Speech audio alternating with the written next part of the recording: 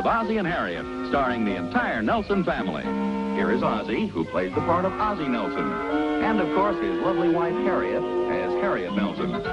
The older of the Nelson boys, David, appears as David Nelson. And his younger brother, the irrepressible Ricky, played by Ricky Nelson. The Nelsons' next-door neighbor, Thorny, is played by DeFore. 1, 2, 3, 4, 5, 6, 7, 8, 9, 10. Oh, boy, how much does that give us all together? Exactly $4.10. Don't forget, half of it's mine. Who said it wasn't? What does my share come to? What's the matter? Can't you divide? Oh, sure. Okay, what's half of $4.10? Let's see, half of 10 is 5. Oh, boy, $4.05. I guess that answers my question. What do you mean? Your share is $2.05. Details, always details. I think that's pretty good. Same here. Takes a lot of willpower to save money, you know. Now that we got all this money, what are we going to do with it? Save some more, naturally. Not me. I'm going to spend mine, boy. I just got through saying it takes a lot of willpower to save money. Yeah, that's what you said. Well, evidently you haven't got any. So what? Whatever it takes to spend money, I got a lot of that, boy. We don't want to spend it. We want to save some more. What good is money if you don't spend it? You save it for a rainy day. I've already got a raincoat. I want a periscope. What? A periscope. They sell them down at the drugstore. What do you want a periscope for? They're neat, boy. You can see around corners with them. What's so wonderful about that? Well, I can tell if Mom's in the kitchen when I want to get some extra cookies. What's this about getting some extra cookies? You weren't supposed to hear that, Mom. Oh, I'm sorry. I'll whistle next time before I come in. Ricky wants to buy a periscope. Oh, you mean one of those little ones I saw advertised in the paper? They're not so little, Mom. Iggy Schwartz has one, and it works well. Is this a slight hint for an advance in your allowance? Oh, no, I got a lot of money saved up. Yeah, now he wants to spend it all. How much did he say? $2.05. Oh. Well, that's quite a bit for a periscope. You won't have any money left then at all, you know. Yes, I know. Personally, I'd rather carry it around my wallet for a few days. Not me. I'd rather spend it. Then I wouldn't have to worry about a wallet. Well, of course, it's your money, but it does seem like an awful lot to waste on a toy. Well, it isn't exactly a toy, Mom. There's a picture of it in the paper. Yes, dear, I see it. I think it's a waste of money. Oh, they're having quite a sale at the Emporium. Here's that fishing reel your father's always talking about. And did they cut the price on it? They sure did. I hope he gets it, boy. What do you care? Oh, heck, I don't want to be the only big spender in the family. I'll get lonesome. Goodness sakes. Look at this sale they're having. All these beautiful dresses at half price. You know, I think I may take a run down to the Emporium a little later. The sale looks too good to miss. Mom? Yes, dear? You think I could have an advance of my allowance? What's the matter? Can't you last until payday? Oh, sure I can. But I'm just worried about the money.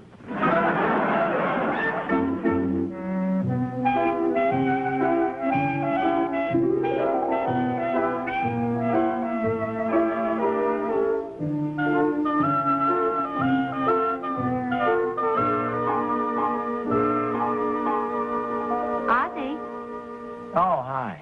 My goodness, I was under the impression that March 15th was past. Well, yes, of course it is. What are you doing with all those papers? Did you make a mistake or something? Well, if I did, we won't know about till the government agents come pounding at the door. Well, don't worry about it. I won't let them in. Well, anyway, it's too late to moan about last year's taxes. I'm just trying to see if I can't do something about this year's, you know, make things a little easier. Oh? Well, what's your verdict? Well, I figure we'll just about make it if we follow my plan. What's your plan? That we don't eat for the next 12 months. That would be a little bit difficult. Have you got any other recommendations, Professor? Well, yes, I do think we should cut our spending down to the absolute necessities for the next few months. What do you mean? Well, it's just that we are a little tight here, and I don't think we should make any purchases that we don't absolutely need. Well, suppose there's a special sale with some wonderful buys. Oh, Harriet, there's always a wonderful sale of one sort or another. I'm sure we can forego those things for a while, can't we? Well... It isn't that the situation is desperate. It's just I like to have a little margin in case of an emergency of some sort. I expect you're right. Oh, is that this morning's paper? Yes, it is. Oh, did you see that article about the March 15th hangover? No, I didn't. Pretty good. Oh, here it is. This reporter calls himself Diogenes. Oh, he's the fellow who was looking for an honest man, wasn't he? Yeah, well, this guy says he's looking for a taxpayer who can honestly say that he paid his taxes and has faced the situation with a smile. Sounds like he's looking for a dishonest man. Yeah, I hope he has plenty of kerosene in the lantern. Looks like a long search, if you ask me. Oh, say, look at the time. Did you have something special to do? Yeah, I thought I'd go over and see Andy Beesley. Andy Beesley. You remember he's the lodge brother who broke his leg in that skiing accident a few weeks ago? I told you about it. Oh, yes. Well, how's he doing? Oh, as well as can be expected, I guess. I thought I'd take a little run over there and kind of cheer him up a bit. Hi, Mom. Hi, Bob. Oh, hello, You boys. saved up some money. Yeah, over $2. Oh, well, good for you. I hate to rush off, boys, but I'm a little bit late for an appointment. I'll see you later. So long, Pop. Goodbye, dear. How come Pop's in such a hurry? I bet he's going down to the Emporium to buy that fishing reel. No, I'm afraid you're wrong there. In fact, your father and I just had a little talk about money matters. You mean he isn't going to buy the fishing reel? No, I'm afraid not. Aren't you going to buy anything? Well, not for the present at any rate. We've decided to limit ourselves to the necessities until the family bankroll gets in a little better shape. See, Ricky, I told you. Golly. What's the matter, dear? Well, heck, I'm the lonesomest guy in town.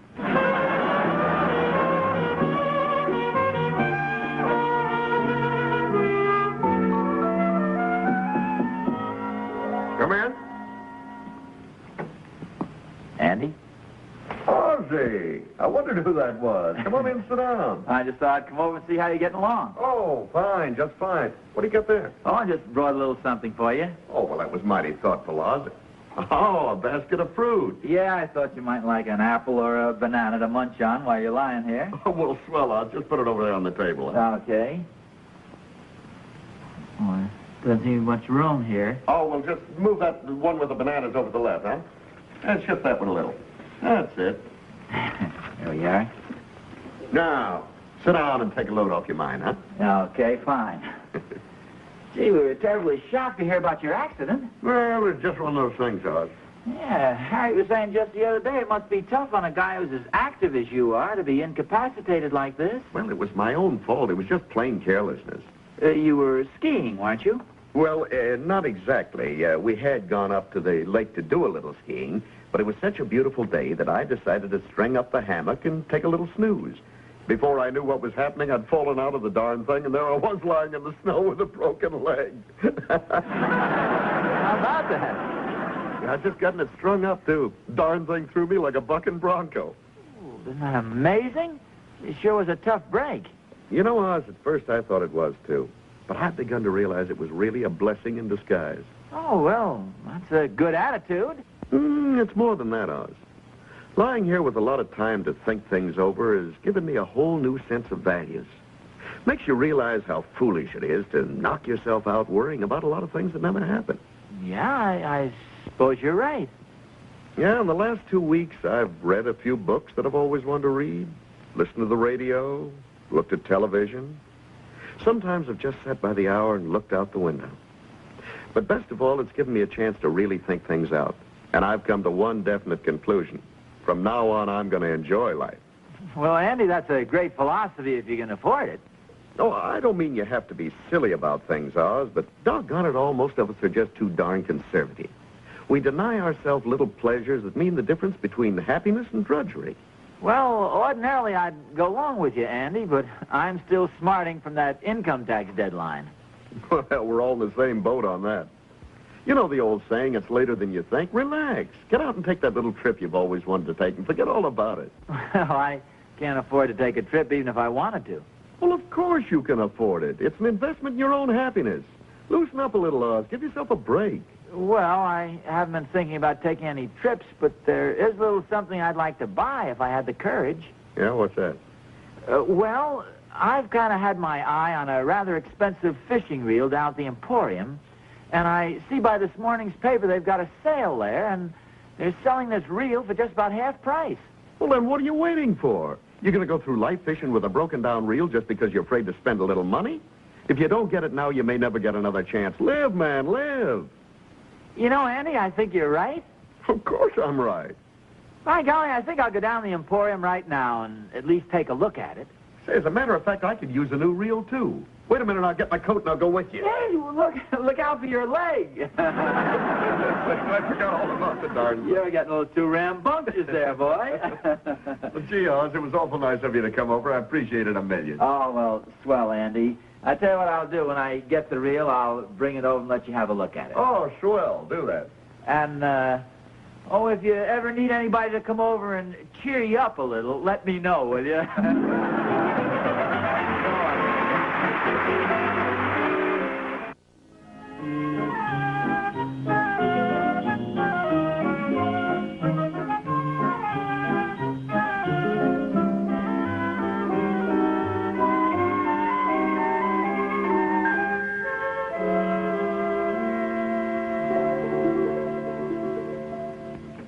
Oh, there you are. Hi, Pop. Hi. There.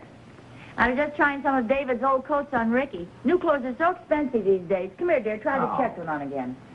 How's Mr. Beesley? Feeling pretty low, I imagine, huh? No, Harriet. On the contrary, he seemed in very good spirits. Oh, well, that's good. What's in the package? Well, I'll explain this to you a little later on. Getting back to Andy Beesley, we had a very interesting little chat. Oh, that's nice. Yeah, I discovered a facet of his personality I hadn't known before. You know, he has a very interesting, cheerful philosophy on life. In fact, he sort of cheered me up. I thought you were supposed to cheer him up.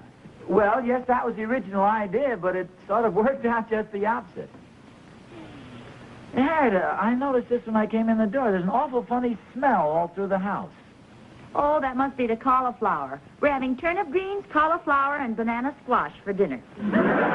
I don't mean to complain, but isn't that sort of a gypsy-type menu? I just thought I'd cut down on our food budget a little after our conversation this morning. Oh, that... Oh, you don't want to pay any attention to what I say. I mean, you don't want to take those things too seriously. There's a happy medium, you know. Oh, well, from the way you talked, I thought you wanted us to cut down to everything except bare essentials.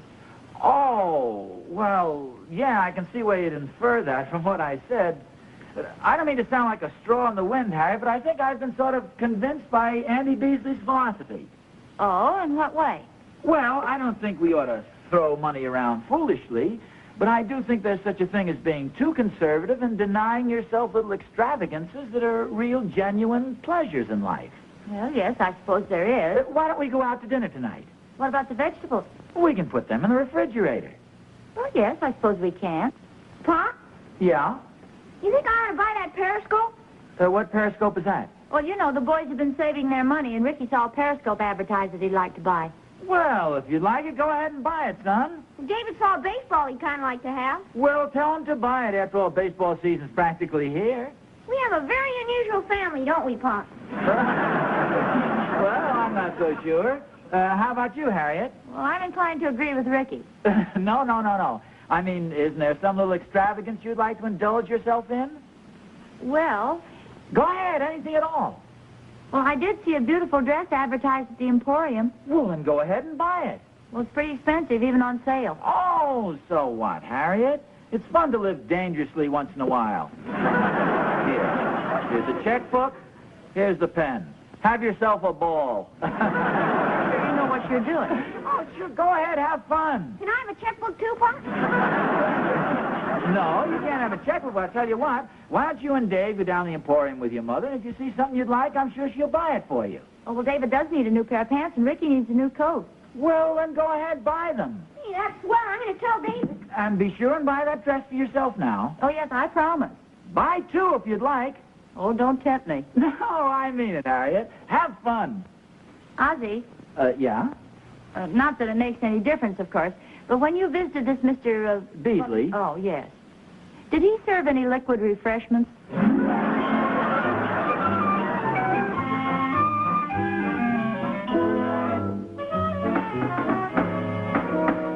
Oh, come on in, Thorny. Hi, boy. Come on in. Sit down. Beautiful day, isn't it? Well, the paper says it's going to rain. Well, so what? It clears up the air.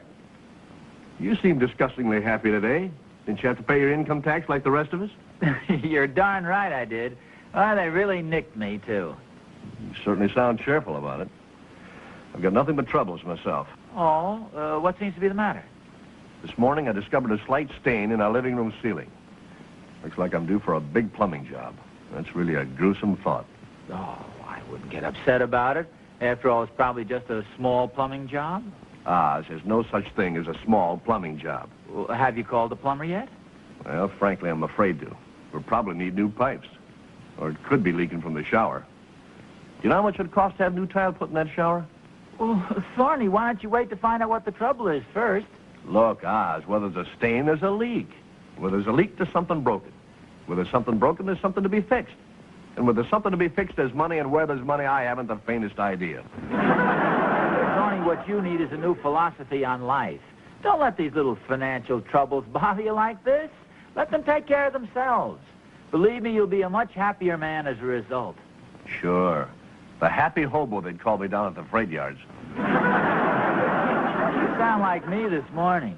I was going around the house saying we've got to cut down expenses here and there. I even gave Harriet a big pep talk about it. And you know who convinced me of how ridiculous I was? Ricky? Andy Beesley. Andy Beesley? That's right. Well, he must have cracked his head in that fall, too. No, Thorny, don't be ridiculous. He's absolutely right.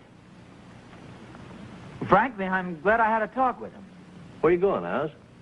Here, I want to show you something. Take a look at this. See how you like it. Say, this is a beautiful reel. When'd you buy it? Oh, just a little while ago. It's really a beauty, isn't it? Sure. These things are pretty expensive, though, aren't they? Well, they aren't cheap. I must admit I envy you, Oz. I really wish I could be that foolish. Well, it wasn't really an extravagance. I needed a new fishing reel, Thorny. Mm-hmm. How many times did you go fishing last year? Oh, well, I didn't go very often last year, but I went quite a few times the year before. And one of the reasons why I didn't go so often last year is because I didn't have a nice fishing reel. I'll tell you one thing, I'm going to go plenty this summer. I bet Harriet didn't toss her hat in the air when she found out you bought this thing. Harriet? Yeah, your wife. Yes, I know. Believe me, Thorny, she'll be in perfect agreement with the whole idea. You mean she doesn't know you bought it yet? Well, I plan to tell her. Thorny, our whole family is in agreement on things like this. Well, that's fine. It's fine. Sounds like a fool's paradise to me. I believe in saving my money. Well, so do I. I also believe in enjoying life a little bit. You can't be a pinch penny. You've got to spend a little now and then to get the most out of life. Well, I guess we each have our own ideas on this subject. I'm certainly not going to criticize you. Who am I to say that you're wrong? If you want to squander your money instead of doing the right thing, that's strictly up to you. Thorny, this fishing reel wasn't an extravagance. Besides, I can always pawn it. Yes, that's true. Not only that, I can catch fish for us to eat. Sure. Of course, you have to buy a rod to go with it. Well, so what? Well, I guess I'll go home and call a plumber. Here, I'll take it. Okay. Well, I hope everything turns out all right for you. Thanks, Oz. Come on, pull yourself together. Stop worrying. Okay, I will, Oz. Gotta keep smiling, you know. I'll try. You going somewhere? Yeah, I thought I'd better take a little trip downtown. I have a little something I want to do. Better get my top coat first, though. Darn rain looks like it'll be coming down any minute. Well, see you later, Oz. Okay, take care of yourself.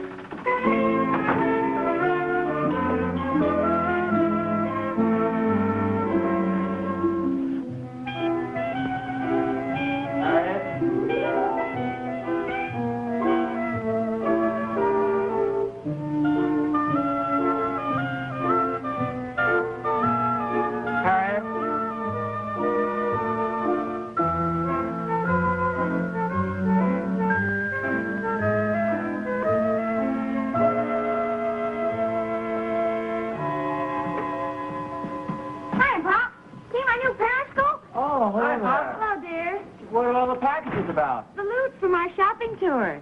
Oh, for goodness When did sake. you see my new pants? Oh, I bought David a beautiful pair of gray flannels. Yeah, and I got a new sweater. Just put the packages in there on the dining room table, boys. I got a new ball and glove, too, Pop. Oh.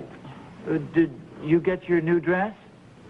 My new dress? Yes, you know, the one that was advertised in the Emporium on sale? I changed my mind. Oh, I kind of thought you would. I bought 3 others instead. Well, they were having a sale on summer dresses, and I just decided to stock up. We had more fun today. Oh, good. I'm glad you enjoyed yourself. Let's do it again tomorrow. No, I think you bought enough today to last for quite a while. Well, I thought you wanted us to go out on sort of a little splurge. Oh, yes, that was fine, and I'm glad you and the boys had such a good time. But, well, I think maybe it might be just as well if we don't go out to dinner tonight, Harriet. The paper says it's going to rain and all. Whatever you say. We still have those vegetables, don't we? Oh, yes, they're still in the refrigerator. I can run down and get some steaks if you like. Aren't steaks awfully whatever you and the boys want. Well, I'll look in the kitchen and see what we have. Oh, come in, Thorny. Hi, Oz. Oh, hi, Thorny. I'm in an awful big hurry, but I've got to tell you the news. Listen to this. The plumber just left, and the job that I was so worried about took him exactly 5 minutes.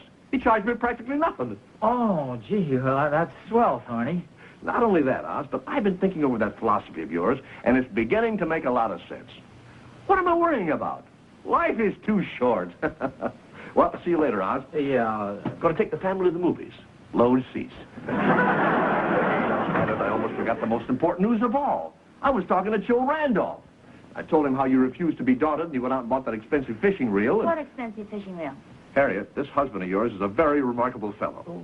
Joe thought so, too. And he called the newspaper, and they're going to send over that Diogenes fellow to get an interview. You know the happiest man in town thing? Oh, he shouldn't have done that. Well, why not? And listen to this. They're going to give you a nice little gift. A swell bamboo pole to match your reel. Oh, gee, that's very nice. I knew you'd be surprised, Oz. I'll see you later. No, I think I'll go out and buy myself a golf ball. You might mention that to Diogenes. Maybe he'll give me a set of clubs to go with it. Oh, Harry, this is terrible. What's the matter? Oh, I've done a very cowardly thing. I took the fishing reel back to the Emporium. Well, why'd you do that? Well, I got to thinking about it, and then I got to worrying, and I figured it was too extravagant, so I chickened out and changed my mind. I just don't have your courage, Harriet. Oh, believe me, the pleasure was all mine. This is going to be very embarrassing for all of us. This newspaper man, Diogenes, coming over here. Well, I'll just have to tell him that I backed out. Nonsense. You can show him this one. Harriet, my reel. Where did you get that? At the Emporium. I decided since you could be so generous with your money, I could be generous with your money, too. Harriet, you're wonderful. Oh, I don't mess around, boy.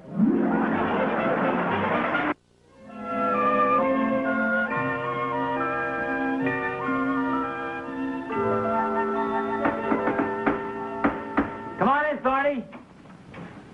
Hi, Oz. Hi, boy. Having any luck? Yeah. How was the interview? Oh, swell. Let's take a look at this rod and reel. Aren't they beauties, though? Yeah, that's a beautiful set. Imagine that's what you came over to see. Naturally. Oh, by the way, did Andy Beesley call you? No, not while I was home. Why, was he going to? Well, he'll probably call you a little later. I was just talking to him on the phone. He wanted your number. Oh, he's a real great guy. Did he give you a touch of his carefree philosophy? Yes, I think you might call it that. Oh? I wonder what he wanted to talk to me about. Did he say? Yeah? Yeah, he did. He wants you and me to be co-signers on a note of his over at the bank.